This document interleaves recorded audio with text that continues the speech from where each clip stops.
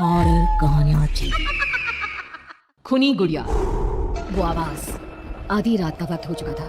पड़ोस वाले घर से फिर से किसी बच्चे की रोने की आवाज सुनाई देने लगी और साथ में उसी घर में रहने वाली देव की नाम की औरत की लोरी गाने की आवाज भी। ये आवाज सुनते ही राधिका डर से थर थर कांपने लगी। उसने जल्दी से गहरी नींद में सोए अपने पति केशव को जगाया। केशव उठो, देखो ना, फिर से किसी की लोरी गाने की आवाज आ रही है बाजू वाले घर से। क्या हुआ राधिका, क्यों परेशान हो रही हो? अरे कोई आवाज नहीं आ रही यार। लेकिन अभी बस 2 मिनट पहले तो देव की लोरी गा रही थी और एक बच्चा रो रहा था। अरे कोई मूवी देख रहा होगा, उसकी आवाज होगी। देव की और उसके पति मोनिश ने बताया ना कि उनके बच्चे नहीं होते। उस घर में कोई बच्चा नहीं है। अब ना तुम भी सो जाओ और मुझे भी सोने दो। लेकिन अभी बस 2 मिनट पहले तो देव की लोरी गा रही थी और एक बच्चा रो रहा था। राधिका हैरान थी कि आवाज सिर्फ उसे ही सुनाई क्यों देती थी। लेकिन जब उसके पति केशव ने उसकी बात नहीं सुनी तो वो सोने की कोशिश करने लगी। लेकिन राधिका के कानों में किसी छोटी बच्ची के हंसने की आवाज गूंजने लगी। राधिका बुरी तरह से डर गई थी। अगली सुबह मैं दुकान जा रहा हूँ, आज माल खत्म हो रहा है दुकान में। इन दिनों पता नहीं क्यों लोग जमकर खिलौने खरीद रहे हैं। आज बड़े बाजार जाकर सारे खिलौने ले आता हूँ। आप रात होने से पहले आ जाएंगे ना? लगता है तुम देवकी से अभी तक डरी हुई हो। अच्छा ठीक है, देखो घर के पीछे वाली गैलरी में मत जाना, क्योंकि वहां से तुम्हें अक्सर देव की नजर आती है और तुम ना फिर डर जाती हो। ठीक है केशव, मैं आज उधर जाऊंगी ही नहीं। जब भी उधर देखती हूँ कुछ डरावना ही नजर आता है। केशव दुकान चला जाता है। तभी अचानक राधिका को याद आता है कि घर की गैलरी में उसने कुछ कपड़े सुखाए थे। डरते हुए वो वहां जाती है। दूसरी तरफ देवकी की गैलरी नजर आती थी। राधिका जैसे ही कपड़े लेकर वापस आने को पलटती है, उसकी नजर सामने देवकी की गैलरी में पड़ी। वहां एक 4 साल की बच्ची खड़ी होकर उसे घूर रही थी। हे भगवान, ये कौन है? कौन है ये? मैं इससे पूछूं कि इसका नाम क्या है? हाँ, पूछ लेती हूँ, फिर केशव को बताऊंगी। वो मेरी बात पे भरोसा नहीं करती ना। बेटा, कौन हो तुम? हाँ, तुम्हारा नाम क्या है? गुड़िया। तभी अचानक वहां पर देवकी आती है और वो बच्ची गायब हो जाती है। क्या हुआ? आप किससे बात कर रही थी? वो यहाँ पे मैंने एक लड़की को देखा था। वो कौन थी? कहाँ गई वो अभी? कौन लड़की? मैंने कहा ना मेरे घर में कोई बच्चा नहीं है। मैंने देखा था, वो यही थी।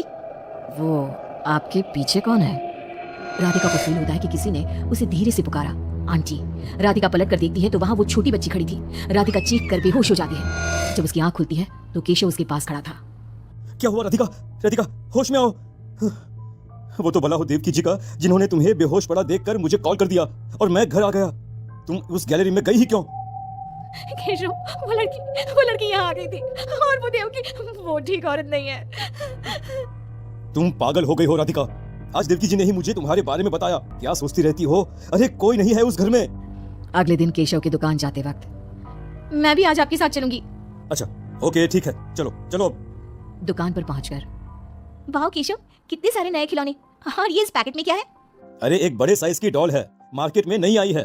सोचा अगर लोग खरीदेंगे तो अगली बार और ऑर्डर कर दूंगा। क्या मैं देख लूं इस डॉल को? हाँ देख लेना। मैं जरा माल लेने बड़े बाजार जा रहा हूँ। तुम दुकान संभाल लो और आराम से बैठकर खिलौने देख लो, ठीक है? केशव दुकान से चला जाता है। तभी कुछ देर बाद देवकी दुकान पर आती है। कैसी हो तुम? तुम यहाँ क्या लेने आई हो? गुड़िया। गुड़िया? मेरा मतलब तुम गुड़िया का क्या करोगी? तुम्हारे घर में तो बच्चे। तुम मुझे गुड़िया दिखाओ, बस बड़ी वाली गुड़िया। राधिका घबराती हुई बड़ी डॉल का पैकेट खोलती है। बिल्कुल ऐसी ही डॉल चाहिए। आज वो खुश हो जाएगी इसे देखकर। कौन खुश हो जाएगी? देवकी अजीब नजरों से राधिका को देखती है और बिना कुछ कहे पैसे देकर चली जाती है। उसके जाने के बाद राधिका शॉप के अंडरग्राउंड में नए टॉयज का मॉल चेक करने जाती है। वहाँ बच्चों का एक झूला था। राधिका ने देखा कि वो झूला हिल रहा था, जैसे अभी अभी कोई वहां से उतरा हो। राधिका को किसी छोटे बच्चे की आवाज आती है। कौन है वहाँ? वही छोटी लड़की जो देविका के घर दिखी थी, राधिका के सामने आ जाती है। आंटी, मुझे गुड़िया चाहिए, वो बड़ी वाली। मेरे पास कोई गुड़िया उड़िया नहीं है। बड़ी गुड़िया चाहिए, मुझे दे दो, नहीं तो मैं ये सारे खिलौने जिंदा कर दूंगी और फिर वो आपको मार डालेंगे। कौन हो तुम? मैंने कहा ना नहीं है मेरे पास बड़ी गुड़िया। अभी तो थी ना, कहाँ गई? वो देवकी ले गई अपने साथ। अभी जाओ और मेरी गुड़िया लेकर आओ, वरना। उस छोटी लड़की के नाखून बड़े हो जाते हैं और पैर उल्टे। वो बहुत ही खौफनाक दिखने लगती है। नहीं देखो, मैं अभी जाकर तुम्हारी गुड़िया लाती हूँ। तुम यहीं रुको। नहीं, मैं तुम्हारे साथ चलूंगी, कहीं तुम भाग गई तो। राधिका शॉप से निकलकर तेज स्पीड में सड़क पे चलने लगती है। उसने पलट के देखा तो वो लड़की साई की तरह उसका पीछा कर रही थी। राधिका देवकी के घर पहुंचती है। दरवाजा खुला था।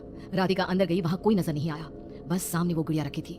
राधिका चुपचाप गुड़िया को उठा के वहां से आने लगती है। पीछे से आवाज आती है, रुको, ये क्या कर रही हो? मेरी गुड़िया कहाँ ले जा रही हो?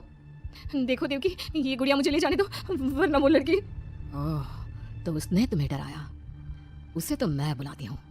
गुड़िया, जरा यहाँ आना बेटा। मम्मा क्या हुआ?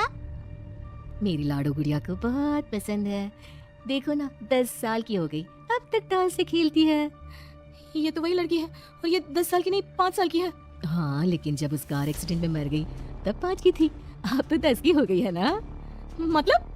मतलब ये मेरी बेटी है और मरने के बाद भी मेरे साथ है।